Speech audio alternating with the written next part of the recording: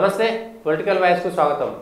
ప్రధానంగా ఒక రెండు అంశాలు దేశవ్యాప్తంగా అందరినీ దృష్టిని ఆకర్షిస్తున్నాయి. ఏంటంటే అరవింద్ కేజ్రీవాల్ ఢిల్లీ ముఖ్యమంత్రి అరెస్ట్ అయితే ప్రత్యేకంగా వేరే దేశాలకు ఎందుకు ప్రాబ్లం అవుతుంది? ఈ అంశాలపైన చర్చించేందుకు మనతో పాటు సీనియర్ జర్నలిస్టు అదేవిధంగా విశ్లేషకులు కందాడే పార్సాద్ గారు ఉన్నారు. సార్ నమస్తే. నమస్తే సార్, మనం కూలంకుషంగా చూస్తే వేరే అంశాలు అంతర్జాతీయ స్థాయిలో బిన్ లాడెన్ లాంటి వ్యవహారము, లేకపోతే అంతర్జాతీయంగా ఐసిస్ లాంటి ఉగ్రవాద అట్లాంటి దాడులు జరిగినప్పుడు మాత్రమే ప్రపంచ దేశాలు స్పందిస్తుంటాయి.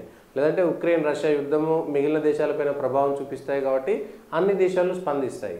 కానీ కేజ్రీవాల్ భారతదేశంలో ఒక చిన్న రాష్ట్రానికి ఒక ముఖ్యమంత్రి. ఆ ముఖ్యమంత్రి అరెస్ట్ అయితే జర్మనీ, అదేవిధంగా అమెరికా, లేదంటే ఐరాసా ఇట్లాంటి సంస్థలు స్పందించడాన్ని ఏ విధంగా చూడాలి మనం? ఇది నరేంద్ర మోడీ ప్రభుత్వం వచ్చినప్పటి నుంచి జరుగుతూనే ఉంది.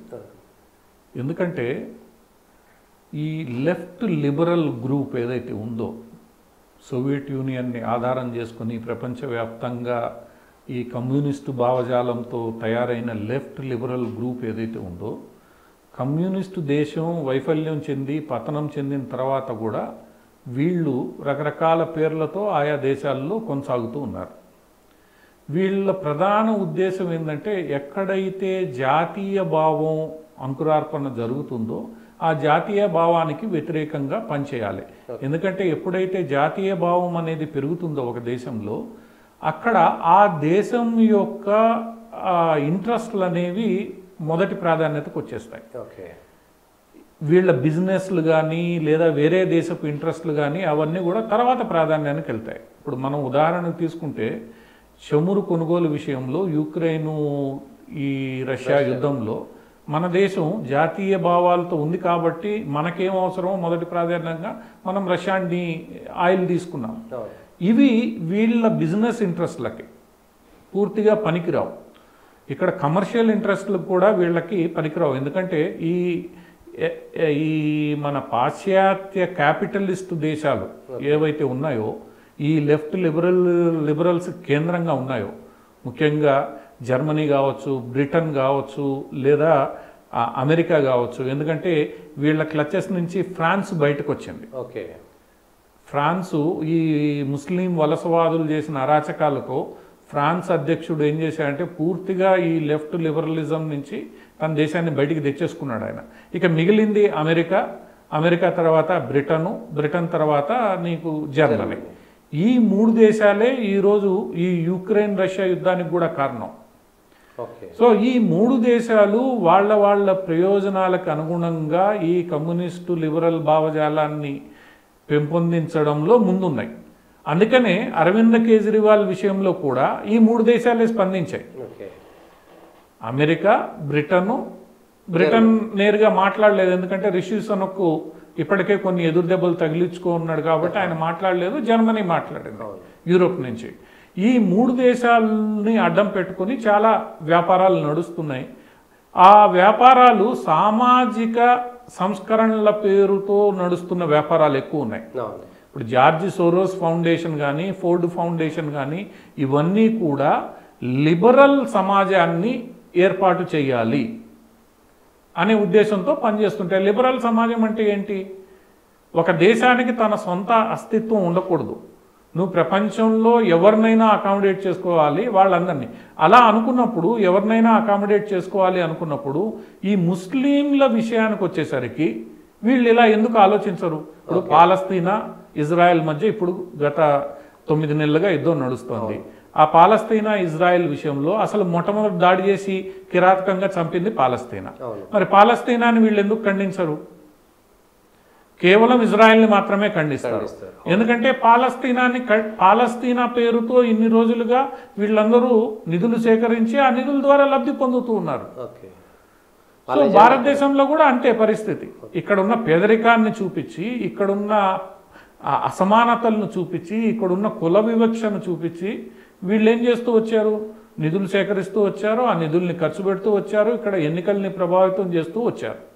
ఇన్ని రోజులు వీళ్ళు ప్రభావితం చేస్తూ వచ్చిన కాంగ్రెస్ పార్టీ నామరూపాలు లేకుండా పోయేసరికి వీళ్ళు ఏం చేశారు?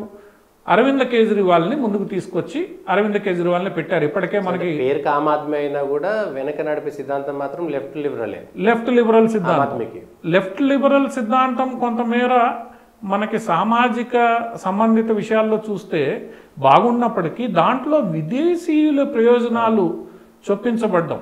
ఇప్పుడు రాఘవ చద్దా లండన్లో దావుద్ ఇబ్రహీం అనుచరుని కలిశాడని వార్తలు వస్తున్నాయి. ఇప్పుడు అలానే ఖలిస్తాన్తో ఒప్పందం చేసుకున్నాడని వాడు పన్ను అనేవాడు అమెరికా నుంచి మేము ఇన్ని కోట్లు ఇచ్చాము మా ఉగ్రవాదిని వదులుతానని యాప్ ప్రామిస్ చేసింది, చేయలేదని చెప్తున్నాడు. 30 కోట్లు. అంటే యాప్ ఏం చేస్తోంది, తను త్వరగా భారతదేశం మొత్తం వ్యాపించాలని, కాంగ్రెస్కి ఆల్టర్నేటివ్గా తయారు కావాలన్న ఉత్సాహంతో, అత్యుత్సాహం అనాలి, అత్యుత్సాహంతో ఏం చేసింది, ఈ లెఫ్ట్ లిబరల్ నెట్వర్క్నంతా తన వైపు తిప్పుకునే ప్రయత్నం చేసింది. ఇది ఈరోజు కొత్త కాదు, ఎందుకంటే వీళ్ళందరూ కూడా ఇటువంటి కమ్యూనిస్టు పార్టీల యాక్టివిస్టుల వెనకాల ఈ సంస్థలన్నీ ఎప్పటి నుంచో ఉన్నాయి. సోరోస్ ఫౌండేషన్, ఫోర్డ్ ఫౌండేషన్, ఇంకా చాలా ఉన్నాయి. ఇవన్నీ కూడా పనిచేస్తున్నాయి. నరేంద్ర మోడీ వచ్చిన తర్వాత వీటన్నిటి మూలాల మీద గట్టిగా దెబ్బ కొట్టడం జరిగింది. దాంతో వీళ్ళు కాంగ్రెస్ ఏమీ చేయలేదన్న ఉద్దేశంతో అరవింద్ కేజ్రీవాల్ని ముందు పెట్టి, అరవింద్ కేజ్రీవాల్ ద్వారా రైతు ఉద్యమం కావచ్చు, అవును, పంజాబ్లో ఖలిస్తానీ ఉద్యమం కావచ్చు, షాహీన్ బాగ్ అదే సిఏఏ వ్యతిరేక ఉద్యమం కావచ్చు, ఇవన్నీ కూడా ఈ ఫౌండేషన్లు వెనకాల ఉన్నాయని, వాటన్నిటికీ ముందున్నది కేజ్రీవాల్ అని మనకి ఇప్పటికే స్పష్టం అయిపోయింది. సో సహజంగానే తమకు ఒక ఆధారంగా ముందుండి నడుస్తున్న ఒక డ్రామా యాక్టరు ఈరోజు జైల్లోకి వెళ్ళేసరికి ఈ సంస్థలు నిజంగానే స్పందిస్తాయి. ఆ సంస్థల ద్వారా లబ్ధి పొందుతున్న దేశాలు స్పందిస్తాయి. ఇప్పుడు అమెరికాలో జో బైడెన్ అధికారంలో వచ్చినప్పటి నుంచి జో బైడెన్ భారతదేశానికి వ్యతిరేకని మనకు తెలుసు. ఆయన ఎన్నో సందర్భాల్లో పాకిస్తాన్కి వెళ్ళాడు. ఆయన వెనకాల ఉన్నది సోరోస్, ఫోర్డ్ ఫౌండేషన్ లాంటి సంస్థలని తెలుసు మనందరికీ. అందువల్ల ఆ సంస్థలతో అత్యంత సన్నిహిత సంబంధాలు ఉన్న అమెరికా ప్రభుత్వం ఖచ్చితంగా మాట్లాడుతుంది, జర్మనీ ప్రభుత్వం మాట్లాడుతుంది. కాకపోతే భారతదేశం దీని మీద గట్టిగా ఎలా స్పందిస్తుంది, ఎందుకంటే పలు సందర్భాల్లో వీళ్ళు రకరకాల ప్రయత్నాలు చేశారు. ముస్లిం దేశాలని రెచ్చగొట్టే ప్రయత్నం చేశారు, మోడీకి వ్యతిరేకంగా కమ్యూనిస్ట్ దేశాలు రకరకాల ప్రయత్నాలు చేశారు. అంతర్జాతీయ మీడియాని ప్రభావితం చేసే ప్రయత్నం చేశారు. న్యూయార్క్ టైమ్స్, ఉదయం లేస్తే న్యూయార్క్ టైమ్స్, వాషింగ్టన్ టుడే, ఇవన్నీ కూడా మోడీకి వ్యతిరేకంగా మాట్లాడడం, చిన్న తప్పు జరిగినా అదేదో పెద్ద భూతద్దంలో చూపించడం. కొంతమంది ఇక్కడ మన భారత మూలాలు కలిగిన జర్నలిస్టులుకి ఫండింగ్ చేశారు. అవన్నీ కూడా బయటకు వచ్చేసాయి ఇప్పుడు. ముఖ్యంగా గుజరాత్ అల్లర్లలో వీళ్ళు చేసిన ఫండింగ్, అది తీస్తా సెటల్వాద్ కావచ్చు, ఇంకోళ్ళు కావచ్చు. సో ఈ ఫౌండేషన్ల పేరుతో ఈ లెఫ్ట్ లిబరల్స్ ఈ ఫౌండేషన్ల ముసుగులో చేస్తున్న ఇవన్నీ కూడా ఈరోజు బయట ప్రపంచానికి తెలుసు. ఈరోజు అరవింద్ కేజ్రీవాల్ వెనకాల వాళ్ళు వచ్చారంటే ప్రపంచం మొత్తం అర్థం చేసుకుంటుంది. ఇక్కడ ఇంకొక ముఖ్యమైన అంశం గమనించాల్సింది ఏంటంటే, 500 మంది అడ్వకేట్స్, హరీష్ సాల్వే లాంటి పెద్దవాళ్ళు సుప్రీంకోర్టుకి ఒక లేఖ రాశారు గత వారం. అవును, అంతర్జాతీయ శక్తులు ఏవైతే ఉన్నాయో, ఈ దేశంలో ఉండే పలు మానవ హక్కుల సంఘాల పేరుతో ఉండే లిబరల్లు, ఇవన్నీ కూడా జ్యుడిషియరీని ఇన్ఫ్లుయెన్స్ చేసే ప్రయత్నం చేస్తున్నాయి. ఆ విషయంలో జ్యుడిషియరీని కాపాడాల్సిన బాధ్యత ప్రస్తుత సిజేఐ ముందు ఉంది అని చెప్పి లేఖ రాశారు వాళ్ళు. దాన్ని నరేంద్ర మోడీ సమర్థించాడు ఆ లేఖని. ఎందుకంటే ఈ జర్మనీ, రష్యా, అమెరికా, ఈ దేశాల నుంచి విపరీతమైన ఫండ్స్ పొందుతున్న పలువురు సోకాల్డ్ మానవ హక్కుల సంఘాలు, పలువురు సోకాల్డ్ రాజకీయ సామాజిక ఉద్యమకారులు, వీళ్ళందరూ ఈరోజు అరవింద్ కేజ్రీవాల్ని బతికించుకోవాలని చూస్తున్నారు.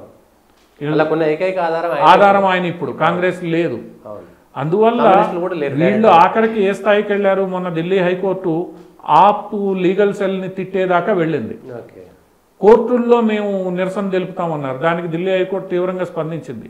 అంటే వీళ్ళు ఈరోజు కేసు చాలా బలంగా ఉంది కాబట్టి మనం నేరుగా జ్యుడిషియరీని ఇన్ఫ్లుయెన్స్ చేయాలి కాబట్టి దానికి ఏమేం చేయాలనో అన్నీ చేయాలన్న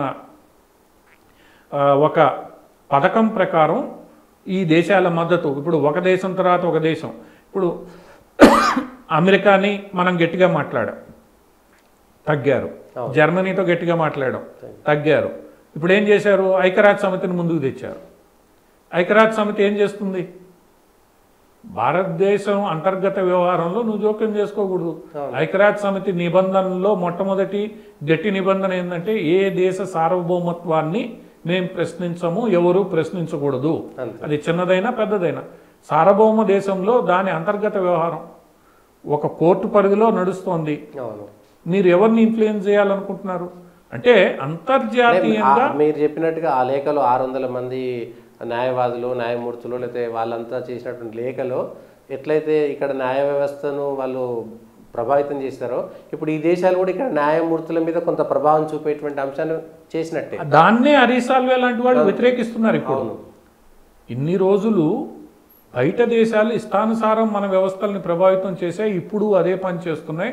ఆ విషయంలో మీరు జాగ్రత్తగా ఉండండి అని రాయడం వీళ్ళందరూ. ఎందుకంటే గతంలో ఇట్లాంటివి చాలా జరిగాయి కోర్టులు నిర్ణయాలు తీసుకునేటప్పుడు. అందువల్ల ఏంటంటే ఇదంతా ఒక అంతర్జాతీయ కుట్ర. ఆ కుట్రలో అమెరికా ఇప్పుడు అమెరికాలో ఉన్న ఏదైతే ప్రధానమైన పార్టీ ఉందో డెమోక్రాట్స్, వాళ్ళు ఈ లెఫ్ట్ లిబరల్స్ ఆధారంగానే వాళ్ళ పార్టీ నడుస్తోంది. సో వాళ్ళు స్పందించడం పెద్ద కొత్త విషయం ఏం కాదు. వాళ్ళకి నరేంద్ర మోడీ అంటే మొదటి నుంచి పడదు. అందులో ఇప్పుడు అమెరికా అధ్యక్ష ఎన్నికలు దగ్గరకు వస్తున్నాయి. ఇంకోవైపు జాతీయవాదిగా పేరుగాంచిన ట్రంప్ ఈరోజు గట్టి పోటీ ఇవ్వబోతున్నారు. అందువల్ల వీళ్ళు లెఫ్ట్ లిబరల్స్ని అప్పీస్ చేయాలి. ఇక జర్మనీ ఈ విషయంలో కొంత పాత జర్మనీ ఛాన్సలర్ కారణంగా ఆమె ఇప్పటికే ఈ ముస్లిం దేశాల నుంచి పలువురిని ఇమిగ్రెంట్స్గా తీసుకొని వాళ్ళ దెబ్బకి తట్టుకోలేక ఆఖరికి ఆమె రిజైన్ చేసి వేరే వాళ్ళకి అప్పచెప్పి ఆ బురద దూడ్చుకునే ప్రయత్నంలో జర్మనీ ఉంది. సో జర్మనీ కొంతమేర ఆమె ఇన్ఫ్లుయెన్స్తో స్పందించింది, ఇప్పుడు గమ్మునుంది. ఇంకా ఐక్యరాజ్య సమితి ఏం స్పందిస్తుంది? ఐక్యరాజ్య సమితి చట్ట ప్రకారం దేశంలో జరిగే ప్రాసెస్. చట్టంలో నువ్వు సుప్రీంకోర్టుకు పోయినా నీకు తీర్పు రిలీఫ్ అరవింద్ కేజ్రీవాల్కి దొరకలేదు, హైకోర్టులో దొరకలేదు, కింద కోర్టు ఇవ్వలేదు. సో నువ్వు న్యాయబద్ధంగా పనిచేయాల్సిందే. సో ఈ రేపు దీనికి సంబంధించిన సాక్ష్యాధారాలు బయటకు వస్తే మాత్రం ఆ రోజు ఎవరైతే వీళ్ళందరూ మాట్లాడుతున్నారో వాళ్ళందరూ నోళ్ళు మూతపడతాయి. ఈరోజు వీళ్ళు ఏ రామ్లీలా మైదానంలో అరవింద్ కేజ్రీవాల్ అన్నా హజారే నేతృత్వంలో అవినీతికి వ్యతిరేకంగా పోరాడతానని ప్రకటించాడు, అదే రామ్లీలా మైదానంలో అదే అవినీతి ఆరోపణలతో అరెస్ట్ అయిన కేజ్రీవాల్ని కాపాడాలని ఈరోజు సభ పెట్టారు. అంటే ఇదంతా కూడా మన కళ్ళ ముందు గత 10 ఏళ్లుగా జరిగిన అంశం, 10 ఏళ్లలో జరిగిన అంశం. 2003, 2002లో అన్నా హజారే ఉద్యమం, 2012లో పుష్కర కాలంలో మొత్తం కరెక్ట్గా ఒక 10 సంవత్సరాల కాలంలో వీళ్ళు ఏదైతే సిద్ధాంతాలని ప్రపంచానికి చెప్పాలనుకున్నారో అదే సిద్ధాంతంలో కూరుకుపోయారు వీళ్ళు.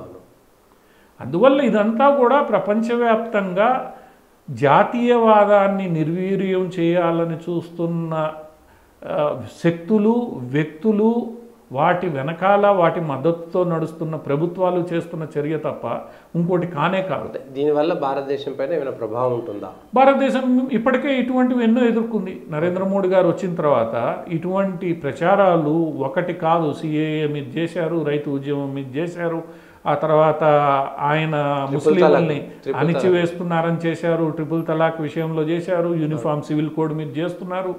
ఇన్ని చేస్తున్నా కూడా నరేంద్ర మోడీ రామ మందిరం మీద చేశారు. నరేంద్ర మోడీ ప్రభుత్వం తను చేయాలనుకుంటుంది, తను చేస్తోంది. ఇది ఇంకొకటి మనం గమనించాల్సింది ఏంటంటే ఈ శక్తులకి వ్యతిరేకంగా కేవలం భారతదేశమే కాదు, ఫ్రాన్స్ నిలబడుతోంది. అర్జెంటీనా దేశం ఏదైతే ఉందో అక్కడ జాతీయవాద ప్రభుత్వం ఏర్పడుతోంది. మీకు దక్షిణ అమెరికాలో కూడా చాలా చోట్ల జాతీయవాద ప్రభుత్వాలు ఏర్పడుతున్నాయి. ఎప్పటి నుంచో ఉన్న లెఫ్ట్ లిబరల్ ప్రభుత్వాలు తొలగిపోయి యూరోప్లో ఒక రకంగా ఒక్కొక్క దేశం ఈ సోకాల్డ్ లెఫ్ట్ లిబరల్ వాదం నుంచి బయటకు వచ్చేస్తున్నాయి. ఎందుకంటే ఆ వాదం మనకి పూర్తిగా మనల్ని ఇబ్బంది పెడుతుంది. అందులో ముందు ఫ్రాన్స్ ఉంది, తర్వాత ఇటలీ ఉంది. ఇటలీ ఆఖరికి చైనాతో సంబంధాలు తెంచుకునే స్థాయికి పోయింది. అందువల్ల ఇవన్నీ గమనిస్తుంటే ఎక్కువ కాలం ప్రజలు వీళ్ళు చెప్పే మాటలు నమ్మరు. మీరేం చేస్తున్నారు? ఈ మాటలు చెప్తూ ఒక వర్గాన్ని మీ చేతుల్లోకి తీసుకొని ఆ వర్గం ద్వారా ఆ దేశాన్ని ప్రభావితం చేసే ప్రయత్నం చేస్తున్నారు. అది ఎన్ని రోజులు నమ్ముతారు? మెజారిటీ ప్రజలకి వ్యతిరేకంగా మీరు చేస్తున్నది మెజారిటీ ప్రజలు ఒకరోజు కాకపోతే 2 రోజులు 3 రోజులు గ్రహిస్తారు ఆ విషయాన్ని. గ్రహించిన తర్వాత ఒక దేశం నుంచి ఇంకో దేశానికి పాకుతాయి ఈ ఉద్యమాలు. ఈరోజు పాలస్తీనా ఇజ్రాయెల్ యుద్ధంలో ఒక్క ముస్లిం దేశం కూడా ఈరోజు అక్కడ గాజా స్ట్రిప్లో ఉన్న హమాస్కి మద్దతు పలకడం లేదు. రంజాన్ మాసంలో కూడా యుద్ధం ఆగలేదు. అంతకుముందు రంజాన్ మాసంలో ఏం చేసినా కూడా నానా గోల చేసే పరిస్థితి ఈరోజు లేదు. రంజాన్ మాసంలో కూడా యుద్ధం నడుస్తుంది. పాలస్తీనా పైన ఒక్క ముస్లిం దేశం మాట్లాడడం లేదు. అంటే ప్రజలు గ్రహిస్తారు వీళ్ళ ఆటలు చెల్లవు, వీళ్ళు ఇటువంటివి చేసే కొంది ఈరోజు భారతదేశంలో కమ్యూనిస్ట్ పార్టీలు ఈరోజు జాతీయ హోదా కోల్పోయి ప్రాంతీయ పార్టీలుగా మిగిలిపోయే ప్రమాదం. ఆల్రెడీ సిపిఐ జాతీయ హోదా కోల్పోయింది, ఇంకా సిపిఎం మిగిలింది, అది కూడా కోల్పోతుంది. ఆ పరిస్థితి వీళ్ళందరికీ వస్తుంది. అది గ్రహించకపోతే మటుకు ఇంకా దారుణమైన స్థితిలో ఈ లెఫ్ట్ లిబరల్స్ మిగిలిపోతారు. రెండో అంశము మా దేశంలో ఎన్నికల అంటే ఇవన్నీ కూడా ఎన్నికల ప్రభావం చేసేటువంటి అంశాలే. యూకే చేసినా ఐరాస చేసినా భారతదేశంలో ఎన్నికలు జరుగుతున్నటువంటి సందర్భంలో దాన్ని ప్రభావితం చేయడం కోసం వాళ్ళు మాట్లాడారనుకోవచ్చు.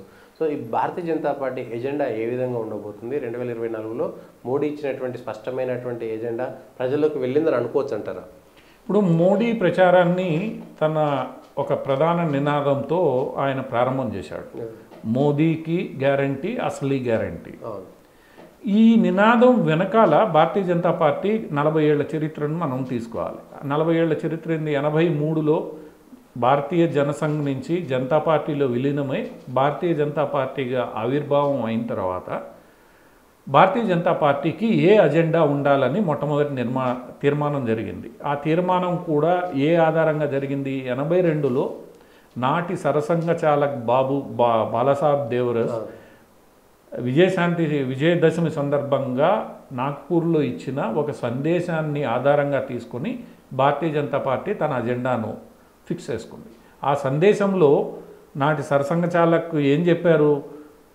ఈ దేశంలో జాతీయవాదాన్ని పెంపొందించాలి, అందుకు హిందుత్వం అనేది ఒక ఆధారంగా ఉండాలి, హిందుత్వానికి సంబంధించిన చాలా సమస్యలు పరిష్కారం కాకుండా మిగిలిపోయాయి, వాటి మీద భారతీయ జనతా పార్టీ లేదా రాజకీయాలు దృష్టి కేంద్రీకరించాలి అని ఆయన ఇచ్చిన సందేశాన్ని స్ఫూర్తిగా తీసుకొని 83లో భారతీయ జనతా పార్టీ హిమాచల్ ప్రదేశ్లోని పాలంపూర్లో ఒక రెజల్యూషన్ పాస్ చేసింది. ఆ రెజల్యూషన్లో ప్రధాన అంశాలు ఏంటి? రామజన్మభూమి నిర్మాణం, ఆర్టికల్ 370 తొలగింపు, యూనిఫామ్ సివిల్ కోడు, ఆ తర్వాత మీకు సిఏఏ, ఇవన్నీ యూనిఫామ్ సివిల్ కోడ్లో అంతర్భాగంగా ఇవన్నీ ఈ అంశాలని ఆ రోజు భారతీయ జనతా పార్టీ వీటి కోసం మేము పనిచేస్తామని ప్రకటించింది. ఏమని ప్రకటించింది? మాకు పూర్తి స్థాయి అధికారం వస్తే వీటిల్ని మేము సరిచేస్తాము అని. నాటి నుంచి భారతీయ జనతా పార్టీ ఇదే అజెండా, మీరు ఏ ఎన్నికలు తీసుకున్నా ఈ అజెండా మారలేదు, అజెండా మీద పోటీ చేస్తూ వచ్చింది. పోటీ చేస్తూ వస్తూ 2014లో మీరు మొట్టమొదటిసారి నరేంద్ర మోడీ గారి ప్రభుత్వం అధికారంలోకి వచ్చిన తర్వాత గత 10 ఏళ్లలో ఈ అజెండాని పూర్తి స్థాయిలో ప్రజాస్వామ్యబద్ధంగా, న్యాయబద్ధంగా భారతీయ జనతా పార్టీ పూర్తి చేసింది. ఇక్కడ ప్రజాస్వామ్యబద్ధంగా అని ఎందుకంటున్నామంటే రామజన్మభూమి వివాదాన్ని కోర్టుల ద్వారా పరిష్కరించారు. ఆర్టికల్ 370ని రాజ్యాంగ సవరణ ద్వారా పరిష్కరించి కోర్టులు దాన్ని అంగీకరించేలా ఆ మొత్తం వ్యవహారాన్ని పూర్తి చేశారు. ఎందుకంటే 370 తొలగింపు సబబే అని సుప్రీంకోర్టు విస్తృత ధర్మాసనం తీర్పిచ్చింది. సిఏఏ విషయంలో కూడా కొన్ని విడివిడిగా స్టెప్స్ తీసుకోవడం మొదలుపెట్టారు. ఇప్పుడు ఏదైతే క్రిమినల్ ప్రొసీజర్ కోడ్ ఉందో, మిగతా ఎవిడెన్స్ యాక్ట్ ఉందో, వీటన్నిటిని సమూలంగా మార్పు చేశారు మొత్తం. ఆ తర్వాత రాష్ట్రాలకు ఉమ్మడి సివిల్ కోడ్ చేసుకునే అధికారాన్ని అప్పచెప్పారు. దాని ప్రకారం ఉత్తరాఖండ్లో జరిగింది. అస్సాంలో కూడా కొన్ని ప్రొవిజన్స్ ఏవైతే ఉన్నాయో, బహుభార్యాత్వాన్ని నిషేధించడం, పాలిగమీని నిషేధించడం, ఇవన్నీ కూడా ఎక్కడికక్కడ స్థానికంగా ప్రభుత్వాలు చర్యలు తీసుకుంటున్నాయి. సో ఒక రకంగా అది నడుస్తుంది. సిఏఏ ఇంప్లిమెంటేషన్ పూర్తి చేశారు, రూల్స్ ప్రకటించారు. ఇవన్నీ జరుగుతున్న నేపథ్యంలోనే ఎవరు పూర్తి చేయలేని విధంగా మహిళా రిజర్వేషన్ బిల్లుని పాస్ ఆమోద ముద్ర వేయించి మహిళలకి సమున్నత స్థానం కల్పించారు.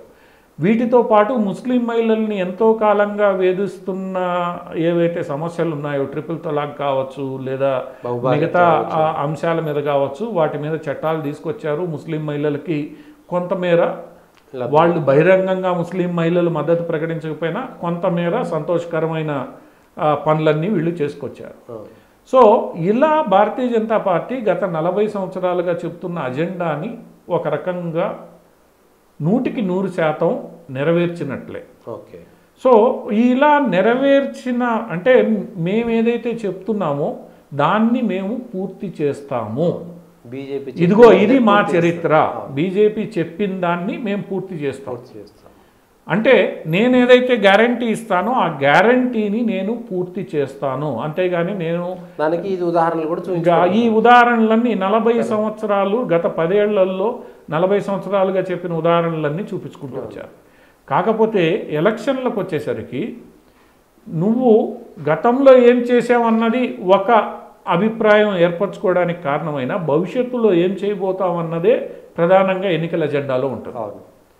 సో భవిష్యత్తులో నువ్వు చేసేదానికి నమ్మకం కలిగించడానికి నువ్వు గతంలో ఏం చేసావు అన్నది ఒక రకంగా ఉపయోగపడుతుంది. అంటే నీ మీద నమ్మకం క్రియేట్ చేయడానికి నువ్వు గతంలో చేసిన పనులు ఉపయోగపడతాయి. సో గతంలో నేను చెప్పింది చేశాను కాబట్టి భవిష్యత్తు కోసం నేను ఏదైతే చెప్తున్నానో దాన్ని చేసి చూపిస్తాను, నమ్మండి. అందుకనే భారతీయ జనతా పార్టీ ఈ ఎలక్షన్లో మొట్టమొదటి నినాదం మోదీకా గ్యారంటీ, అసలు ఈ గ్యారంటీ. అంటే నేను గతంలో 40 ఏళ్ళకి ఏదైతే చెప్పానో దానికి కృషి చేశాను, మీరు అధికారం ఇచ్చారు, నేను చేసి చూపించాను. రేపు ఏదైతే చేస్తానని చెప్తున్నానో దాన్ని కూడా ఇదే రకంగా చేసి చూపిస్తాను, నన్ను నమ్మండి అన్నది భారతీయ జనతా పార్టీ అజెండా. మరి ఏం చేసి చూపిస్తారు అన్నది ఇక్కడ చర్చ.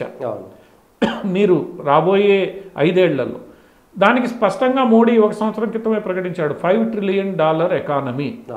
అంటే 2వ అతిపెద్ద ఎకానమీగా భారతదేశాన్ని తీర్చిదిద్దడం ప్రపంచ దేశాల్లో.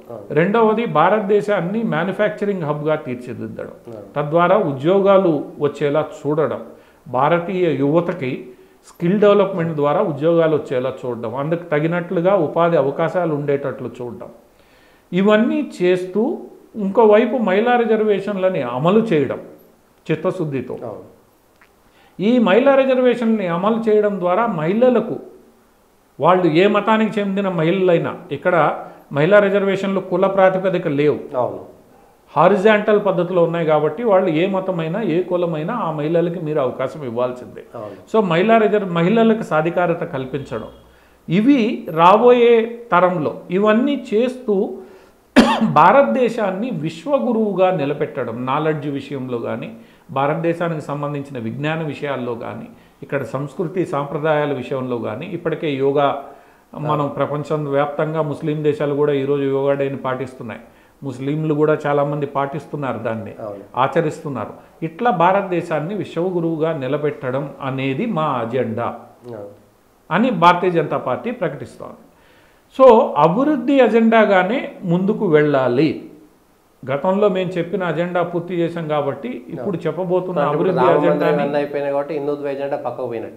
హిందుత్వ అజెండా ఇక్కడ పూర్తిగా పక్కకి వెళ్ళదు.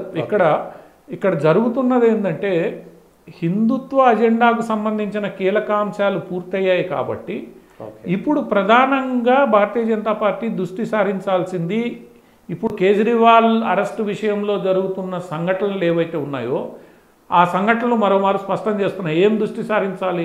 ఈ దేశాన్ని బాహ్య శక్తుల నుంచి, ఈ దేశాన్ని నిర్వీర్యం చేయాలనుకున్న పలు అంతర్గత శక్తుల నుంచి ఈ దేశాన్ని కాపాడడం, ఈ దేశాన్ని కాపాడడానికి ఏదైతే జాతీయవాదం ఉందో ఆ జాతీయవాదాన్ని బలంగా అన్ని వర్గాల్లోకి తీసుకెళ్ళడం. అన్ని వర్గాలు అంటే ఇక్కడ ముస్లింలు కావచ్చు, వీళ్ళు కావచ్చు, ముందు నీ దేశం బాగుంటే, నీ దేశం సురక్షితంగా ఉంటే, నీ దేశం ముందుకు వెళ్తూ ఉంటే వీళ్ళెవరూ మనల్ని ఏమీ చేయలేరు, మనం అభివృద్ధి పదాన్ని నడుస్తాం అనేది ఫండమెంటల్గా జాతీయవాదం కిందకు వస్తుంది. సో భారతీయ జనతా పార్టీ నెమ్మదిగా ఈ జాతీయవాదానికి సంబంధించిన అంశాలనే అజెండాగా తీసుకొని ఇంకా సాగాలి. మీరు మొన్న విజయదశమి సందర్భంగా సరసంఘచాలకు చేసిన ఉపన్యాసంలో కూడా అందరినీ మనం కలుపుకుంటూ, అందరినీ మనం భారతీయులుగా తీర్చిదిద్దుకుంటూ ముందుకు సాగాలి. అవును. సో ఈ దిశగా బీజేపీ ప్రయాణం ఉండబోతోంది. అదే బీజేపీ చెప్తోంది.